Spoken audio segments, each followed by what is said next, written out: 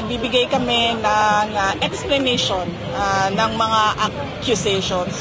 Pero hindi pwede na moro-moro. Kung may kaso, sa tamang forum, mag-explain kami.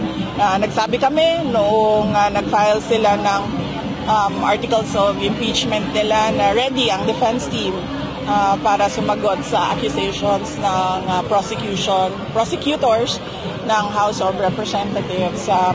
Noong umakyat sa Supreme Court, yung kaso, lahat ng hiningi ng Supreme Court ay ibinigay namin.